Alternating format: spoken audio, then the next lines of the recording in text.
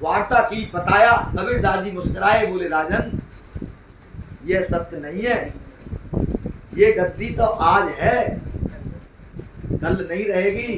पहले न जाने कितने राजा आ गए, और तुम भी बैठे हुए हो, तुम्हारे बाद में कितने राजा आएंगे। जो स्थिर ना रहे, जो नासवान है, जो आने जाने वाला है, राज्य आने जाने वाला है, शरीर आने जाने वाला है, जो आने जाने वाला है, जो शाश्वत सत्य नहीं है, जो क्षणभंगुर है, जो नाशवान है, वो मिथ्या है, वो सत्य नहीं है। सत्य तो केवल एक आत्मा है, केवल एक आत्मा सत्य है। इसीलिए राजन केवल आत्मा सत्य है। त्रिकाल में भी जिसका नाश ना होता हो वही परम शाश्वत सत्य है। पहला प्रश्न के जवाब में उसने तुरंत एक्सेप्ट कर लिया राहगीर ने। दूसरा, सौभाग्यशाली कौन है? इतनी देर में राजा और राजा के सभी मंत्रीगण सिपाही बोले, इससे बड़ा सौभाग्य क्या होगा जो आज देश के गद्दी पर हमारा राजा बैठा हुआ है। ये इसका भाग्य ही तो है, यहाँ तक जो इसको खींच करके ले आया कि राजन। कबीरदास जी कहते हैं राजन ये दूसरा प्रश्न का उत्तर नहीं है।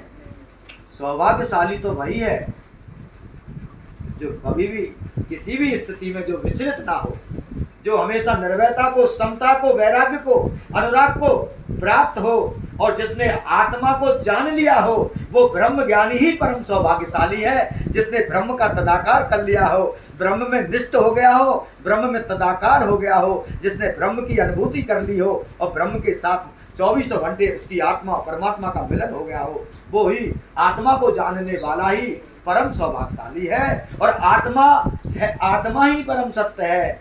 सत्यम परम धीमहि, आत्मा ही परम सत्य है, और उस आत्मा में स्थित होने वाला परम सौभाग्यशाली है। जो त्रिगुणातीत स्थिति को, परमहंस अवस्था को जो प्राप्त है, वही केवल परम सौभाग्यशाली है। जिसको त्रिकाल में किसी का भय नहीं, जिसका मन चाहे संसार में जल जाओ, चाहे कुछ भी हो जाओ, जो बिल्कुल नहीं हारता, जो स्थित प्रज्ञ है, परमहंस है, परम सौभाग्यशाली वही है। आत्मज्ञानी, ब्रह्म ज्ञानी है, प्रभु चरणों का सच्चा अनुरागी है, वही सौभाग्यशाली है। आश्चर्य क्या है? आश्चर्य में लटपटे हो गए, कोई जवाब ढंग से नहीं दे पाए। कबीरदास जी बोले तीसरे प्रश्न का जवाब है, अभी थोड़ी देर पहले सत्संग बोल रहे थे, अभी प्रसाद पा रहे थे, अभी मुस्करा रहे थे, अभी अनेकों प्रकार की लंबी लंबी बातें कर रहे थे, लेकिन अचानक क्या हो गया, कैसे मृत्यु आ गई? हे भैया राजन, मृत्यु ही आश्चर्य है। जो इसका अनुमान और जो कल्पना से जो परे है, वो कार्य अगर हो जाए वही आश्चर्य है। इतनी देर में राजा भाव विभोर हो गया।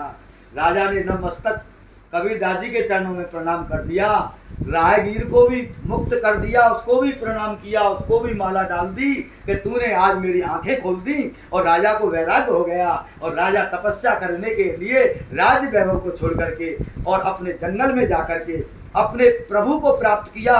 कबीरदास जी से मंत्र लेकर के पूरी तरह से संपन्न युक्त हो गया। इसीलिए हमेशा ध्यान रखना, जो भी वैभव है, मान है, बड़ाई है, प्रतिष्ठा है, सम्मान है, अनेकों प्रकार का जो भी रंग बिरंगा, जो भी सुंदर हमको दिख रहा है, ये एक दिन नहीं रहेगा। क्या रहेगा? केवल हमारी आत्मा के साथ हमारे संस्कार रहेंगे।